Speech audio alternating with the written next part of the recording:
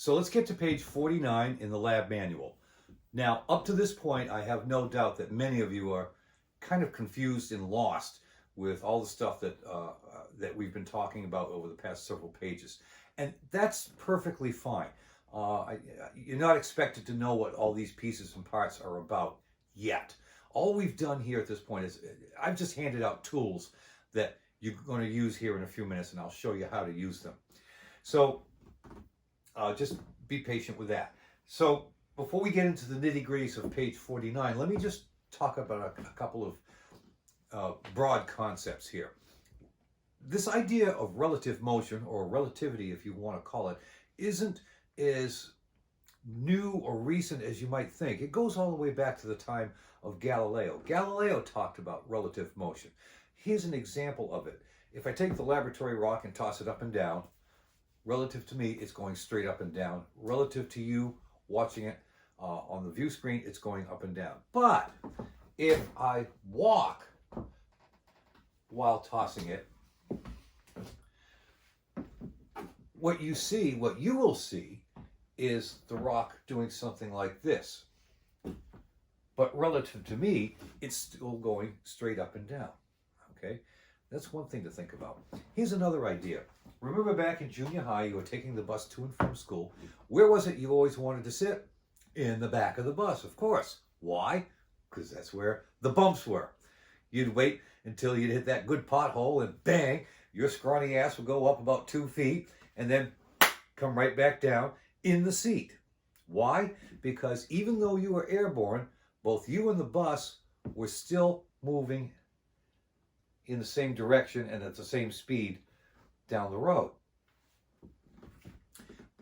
But you, within the frame of reference of that bus though, you were going straight up and down. But to somebody watching on the sidewalk, an observer on the sidewalk, your trajectory was not like this, it was like this. Okay? Another idea. If you were in a car going down the road at, say, 35 miles per hour, and not that you'd ever do this, but you had an empty can of soda that you wanted to try to hit a mailbox with as the car was speeding by, you'd lean out and you'd toss the can of soda. Your toss might be a 10-mile-an-hour throw, but it would add to the 35 miles per hour that the car is going for a grand total of 45 miles per hour. So in other words, you would add the speeds. So these are just some basic ideas that we're kind of familiar with. One last thing before we get into this. Two concepts. One, we've talked about at length, we've talked about the speed of light being constant, that it doesn't go faster, it doesn't go slower. Okay. Also, the thing you need to understand is that the speed of light is the absolute speed limit in this universe.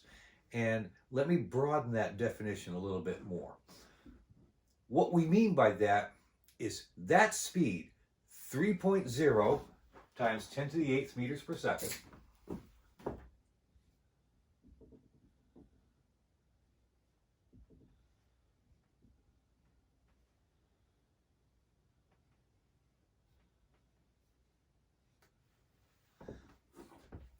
that is the fastest that an object can move through space in this universe.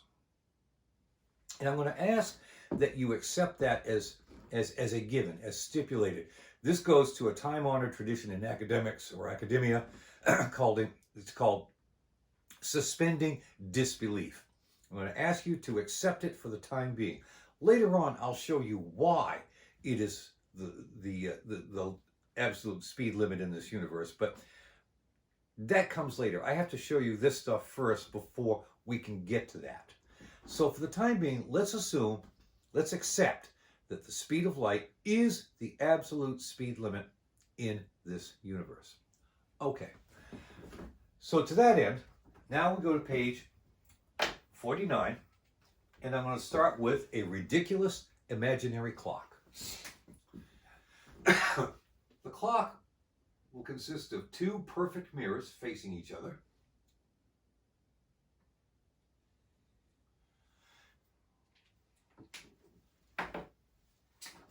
And they are at either end of a tube.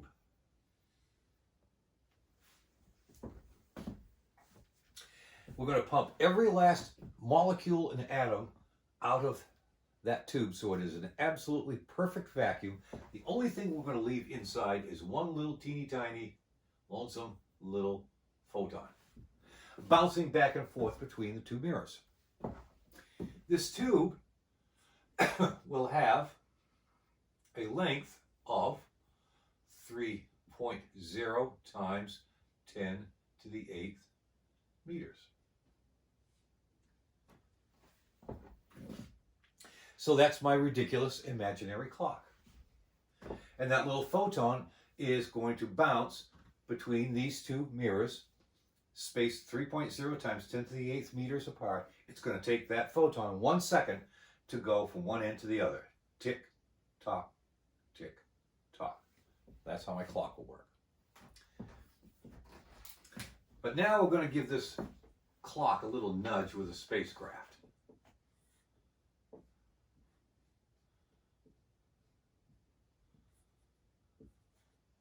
The spacecraft is going to move in that direction at 0.5 c, which is to say 1.5 times 10 to the 8th meters per second.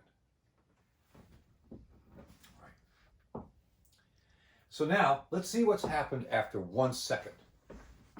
It means that this contraption will have traveled 1.5 times 10 to the 8th meters in that direction. And at the same time, the photon will have traveled 3.0 times 10 to the 8th meters in that direction. But we're watching it go by. So from our inertial frame of reference, that photon traveled a path that looks like this.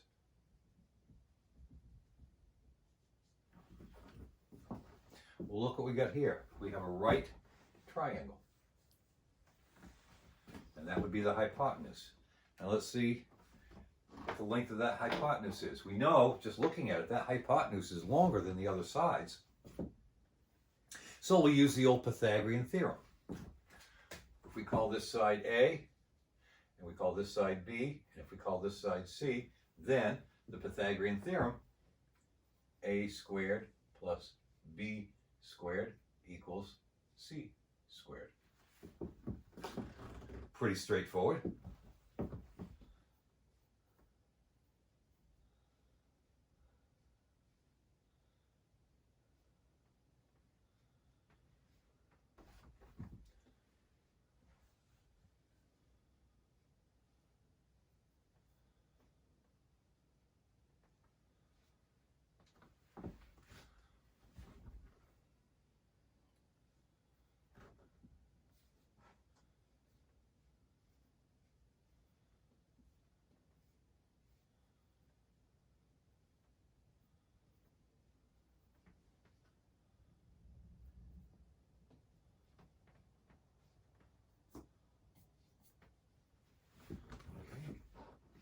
And that gets us to 11.25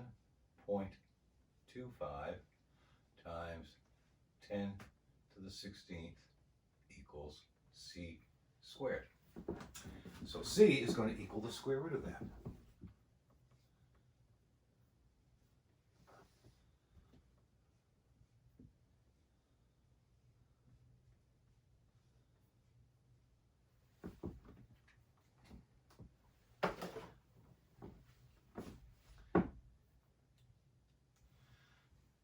So square root of 11.25, I got 3.354.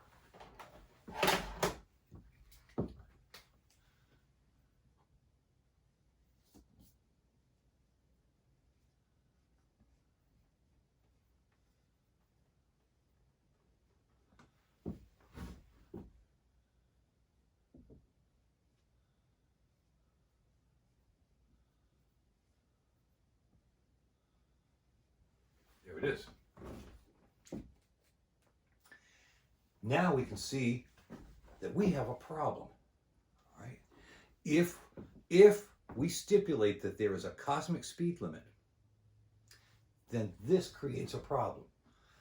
Why? Well, what we're saying is that from our perspective as observers, we are seeing this photon cover 3.354 times 10 to the 8th meters in 1 second. That's a no-no. That's faster than the speed of light.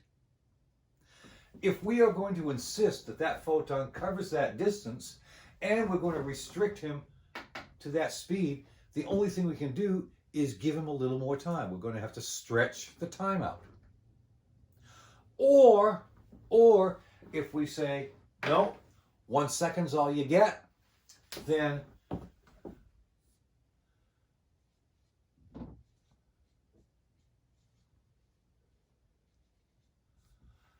that's the only distance he can cover.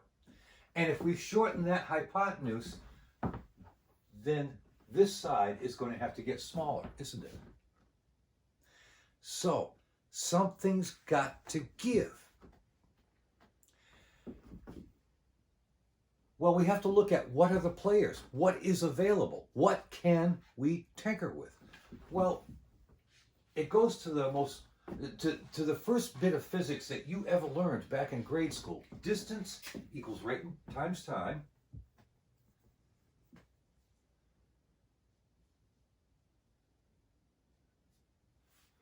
Which means that rate or speed equals distance over time.